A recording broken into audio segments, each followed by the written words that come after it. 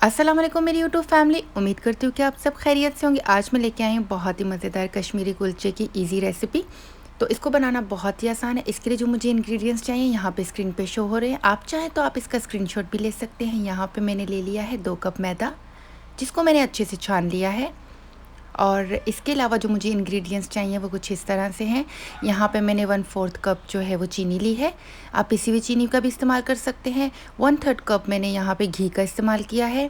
यहाँ पे मेरे पास 1.5 टीस्पून ईस्ट है। हाफ़ टी स्पून मेरे पास यहाँ पे नमक है। 1 टीस्पून मेरे पास सफ़ेद खाने का सोडा है। और इसके अलावा 2 अंडे चाहिए होंगे मुझे। 2 अंडों की सफ़ेदी चाहिए और 1 जर्दी चाहिए मुझे। और यहाँ पे जो है वो ये आप देख सकते हैं तिल है मेरे पास, और ये 3 इलायचियाँ हैं मेरे पास। आप चाहें तो आप इलायची पाउडर का भी इस्तेमाल कर सकते हैं। तो चलें चलते हैं रेसिपी को स्टार्ट करने की तरफ। तो यहाँ पे सबसे पहले जो है वो मैं एक बाउल ले लूँगी। इसके अंदर मैंने यहाँ पे घी डाल दिया है, जो कि मेरे पास 1/3 कप घी है। और इसी के साथ ही मैं यहाँ पे जो है वो 1/4 कप शुगर का इस्तेमाल कर रही हूँ। और अब यहाँ पे हम 2 अंडों की सफ़ेदी और 1 जर्दी डाल लेंगे। ये यहाँ पे पूरा 1 अंडा मैंने डाल दिया। अब इसके बाद ये जो सेकंड अंडा है इसकी जस्ट मुझे सफ़ेदी चाहिए होगी, और जर्दी का इस्तेमाल हम बाद में करेंगे। तो यहाँ पे जो है वो मैं इसे अलग कर लेती हूँ। तो इस तरह से आपने भी अलग कर लेना है। और इसके साथ ही अब जो है वो इन सब चीज़ों को अच्छे से मिक्स कर लेंगे। मिक्स करने से पहले मैं यहाँ से ये चीज़ें हटा लेती हूँ। तो मैं इसके अंदर डाल देती हूँ जो मेरे पास ड्राई इंग्रेडिएंट्स हैं। यहाँ पे मैदे के अंदर मैंने 1.5 टीस्पून जो है वो ईस्ट डाल दिया, हाफ़ टी स्पून मैंने यहाँ पे नमक डाल दिया, और 1 टीस्पून मैंने यहाँ पे सफ़ेद सोडा डाल दिया, खाने का मीठा सोडा। और अब जो है वो इसको साइड पर रख लिया। और अब इन चीज़ों को हम बीट कर लेते हैं अच्छे से। इतना बीट करना है आपने कि ये जो है वो इसके अंदर कोई लम्स ना रहे, जो एग की जो सफ़ेदी होती है उसका कोई भी लम्स ना रहे। और इसे अच्छे से मिक्स कर लेंगे। तो वीवर्स, इस रेसिपी को मैं 2 तरीक़ों से बनाऊंगी। एक मैं ओवन में इसे बेक करूंगी और दूसरा मैं इसे पतीले में बनाऊंगी। तो यहाँ पे जो है ये अच्छे से मिक्स हो चुका है। अब हमने ये जो जितना सारा बैटर है, ये जो मेरे पास ड्राई इंग्रेडिएंट्स हैं उसके अंदर मैंने इसे शामिल करना है। तो इसे मैं अच्छे से मिक्स कर लूँगी। जो मैंने इसके अंदर ईस्ट, नमक और सफ़ेद खाने का सोडा डाला था, मीठा सोडा, तो उन सब चीज़ों को जो है वो अब अच्छे से मिक्स कर लिया है। अब मैं इसके अंदर इलायचियों के मुँह खोल के डाल लूँगी। आप चाहें तो आप इलायची पाउडर भी बना के इसमें डाल सकते हैं। तो मैं यहाँ पे जो है वो साबित इलायचियाँ ही इस तरह से डाल रही हूँ, जस्ट इसके दाने। तो ये आपकी मर्ज़ी पे है कि आप इसको किस तरह से इस्तेमाल करते हैं।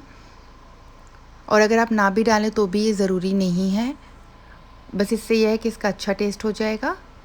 तो यहाँ पे ये अच्छे से मैंने अब इसके अंदर मिक्स कर ली हैं। और अब जितना मेरे पास जो अंडे का बैटर है, अंडा, घी और चीनी, अब इन सब चीज़ों को मैं इसके अंदर अच्छे से मिक्स कर लूँगी। पहले मैं थोड़ा सा डालूँगी, फिर थोड़ा सा मिक्स करूँगी। और अगर जो है वो आपकी डो बहुत ज़्यादा सख्त बनती है या तो आप उसके अंदर एक और अंडे की सफ़ेदी का इस्तेमाल कर सकते हैं, जर्दी का इस्तेमाल मत कीजिएगा। तो एक और सफ़ेदी का इस्तेमाल कर सकते हैं, तो उससे आपकी डो नॉर्मल हो जाएगी। और अगर आपकी डो बहुत ज़्यादा स्टिकी हो रही है तो आप थोड़े से मैदे का इस्तेमाल कर सकते हैं। तो इससे जो है वो आपकी डो को हैंडल करना थोड़ा सा आपके लिए ईजी हो जाएगा। तो यहाँ पे जो है ये सारा बैटर मैंने अब इसके अंदर डाल दिया है। अब हम इसे अच्छे से स्पैचुला की मदद से पहले मिक्स करेंगे। जब ये अच्छे से मिक्स हो जाएगा तो फिर हम इसे हाथ की मदद से गूंद लेंगे, जिस तरह से हम आटे को गूंदते हैं। तो वैसे इसे गूंदने में इतना ज़्यादा टाइम नहीं लगता है, ना ही इसे मिक्स करने में इतनी ज़्यादा प्रॉब्लम होती है। तो अब ये जो है वो अच्छे से मिक्स हो चुका है। अब मैं इसे हाथ की मदद से गूंद लूँगी। तो ये देखिए, इसे अब सब चीज़ों को एकजा कर लेना है, पूरी एक प्रॉपर डो बना लेनी है। तो मेरे प्यारे प्यारे व्यूवर्स, अगर अभी तक आपने मेरे चैनल को सब्सक्राइब नहीं किया है तो प्लीज़ मेरे चैनल को सब्सक्राइब कर लीजिए और बेल आइकन को प्रेस कर लीजिए। इससे मेरे आने वाली हर वीडियो की नोटिफिकेशन आपको सबसे पहले देखने को मिलेगी। और अगर अभी तक आपने इस वीडियो को लाइक नहीं किया है तो प्लीज़ थम्स अप पे क्लिक कर लीजिए। तो यहाँ पे ये देखिए सब एकजा हो चुका है। और अब जो है वो इसे मैं रेस्ट देने के लिए छोड़ दूँगी। रेस्ट हमने जो है वो इसे किसी भी कपड़े से कवर कर लें, या आप इसके ऊपर लिड लगा के भी इसे कवर करके रख सकती हैं।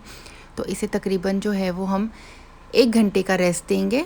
और उस 1 घंटे में आने से पहले जो है वो हमने ओवन को प्री हीट कर लेना है, ताकि जब हम इसे बेक करें तो हमें किसी भी किस्म की कोई भी प्रॉब्लम ना हो, हमारा ओवन अच्छे से गर्म हुआ हो। तो अभी तो फ़िलहाल इसे 1 घंटे का रेस्ट देना है। तो इसे जो है ये डो मेरी तैयार हो चुकी है। अब मैं इसे एक गीले कपड़े की मदद से जो है वो रेस्ट पे छोड़ दूँगी। और आप चाहें तो आप इस पे लिड लगा के भी रख सकते हैं। तो चले मिलते हैं 1 घंटे के बाद। मैं इसे हल्के गीले कपड़े के साथ जो है वो कवर करके छोड़ रही हूँ 1 घंटे के लिए। तो अब जब तक ये यहाँ पे रेस्ट करता है 1 घंटे के लिए, तब तक मैं बाकी चीज़ों की प्रिपरेशन कर लेती हूँ। यहाँ पे मैंने एक मोल्ड ले लिया है, नॉन स्टिक है, बट मैं इसे ग्रीस कर रही हूँ ताकि जो है वो जब मैं अपने कुलचों को डीमोल्ड करूँ तो मुझे प्रॉब्लम ना हो। तो यहाँ पे जो घी वाला कप था उसी के साथ ही मैंने जो है वो इसे ग्रीस कर लिया है। और यहाँ पे ये अंडे की जर्दी है मेरे पास, और इस जर्दी को जो है मैंने निकाल लिया है। और अब इसके अंदर मैं जस्ट 1 ड्रॉप जो है वो फूड कलर का डालूंगी। मेरे पास यहाँ पे लिक्विड फूड कलर है, आप चाहें तो आप पाउडर या जेल भी यूज़ कर सकते हैं। तो यहाँ पे मैंने जो है वो इस लिक्विड कलर को अच्छे से इसके अंदर मिक्स कर लेना है। ये टोटली ऑप्शनल है, अगर आप ना ऐड करना चाहें तो ये आपकी मर्ज़ी है। तो यहाँ पर ये अच्छे से तैयार हो चुका है। डो को मेरी जो है वो रेस्ट किए हुए 1 घंटा हो चुका है। और अब जो है ये देखिए कितनी स्मूथ सी डो बन चुकी है। सेम जिस तरह से बिस्किट्स की डो होती है ये उसी तरह से है। और अब जो है ये आप देख सकते हैं इसको हैंडल करना कितना आसान है। अब मैंने इसका एक पेड़ा ले लिया है और पेड़े को मैं इस तरह से ऊपर से प्रेस कर लूँगी। ये आप देखें कितने आराम से और मज़े से ये बन चुका है पेड़ा। तो यहाँ पे जो है वो मैंने इसे कुकी की शेप दे दी है और इसे हम इस तरह से मोल्ड के अंदर रखते जाएंगे। सेम इसी तरह से बाकी सारे भी हमने जो है वो कुकीज़ को तैयार कर लेना है, कुलचों को तैयार कर लेना है। तो यहाँ पे ये आप देख सकते हैं, आप इसे कोई भी शेप दे सकते हैं। कुलचों की शेप जो है वो इस तरह से होती है, तो इस वजह से मैं कुछ इस तरह से तैयार कर रही हूँ और कुछ की मैं जो है वो शेप थोड़ी चेंज करूँगी। तो असल में जो कुलचे होते हैं वो इस शक्ल के ही होते हैं। तो यहाँ पे जो है वो बाकी सबको भी मैं सेम इसी तरह से तैयार कर लूँगी। तो मैं थोड़ी सी जो वीडियो की स्पीड है उसको फास्ट कर लेती हूँ ताकि जो है वो आपका टाइम भी वेस्ट ना हो और जो है वो वीडियो भी जल्दी से ख़त्म हो जाए। तो यहाँ पे जो है ये आप देख सकते हैं, ये 3 मैंने सेम इसी तरह से बना लिए हैं। अब बाकियों की जो है मैं स्पीड तेज़ करके आपको दिखा देती हूँ कि मैंने बाकी सारे भी सेम इसी तरह से बना लिए थे। तो यहाँ पे जो है ये सारे बारी बारी बन चुके हैं। यहाँ पे मैं जो है मैंने ओवन को प्री हीट करने के लिए रख दिया था। 10 मिनट पहले मैंने ओवन को 180 डिग्री पे प्री हीट कर लिया है और मैं जस्ट नीचे की जो रॉड होती है उसे ऑन करके इनको बेक करूँगी।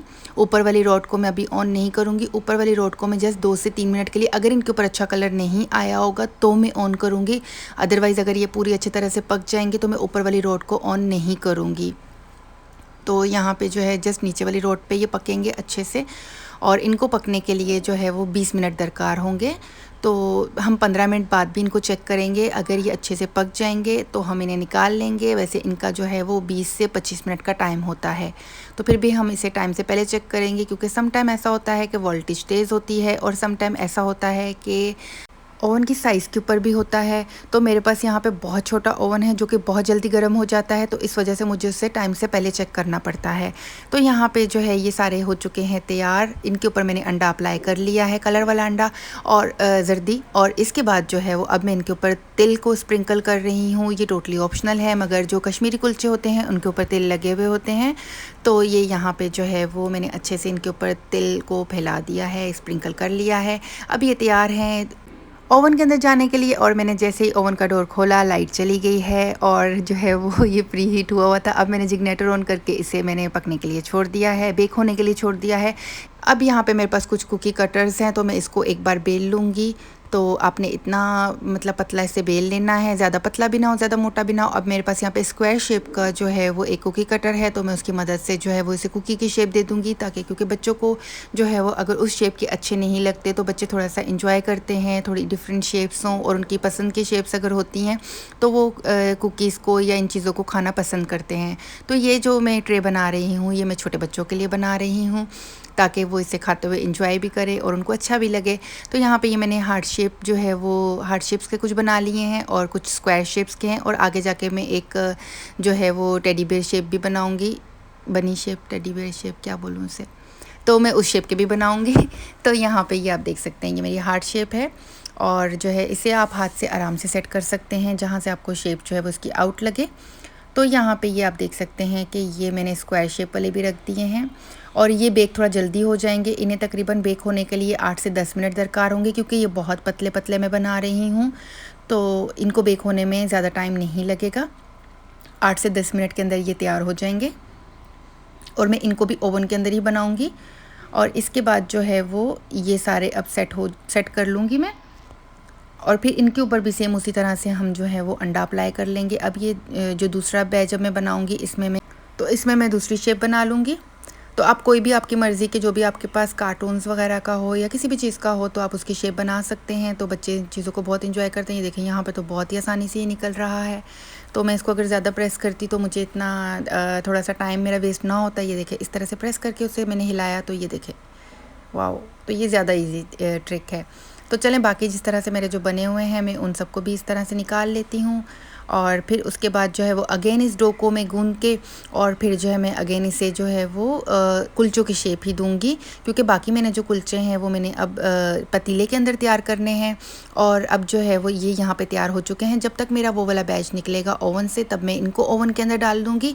और इसके बाद जो है वो दूसरे वाले में जो बनाऊँगी उनको मैंने बनाना है पतीले के अंदर। और पतीला मैंने प्रीहीट करने के लिए रख दिया है। 10 मिनट हो चुके हैं, मेरा पतीला गर्म हो रहा है।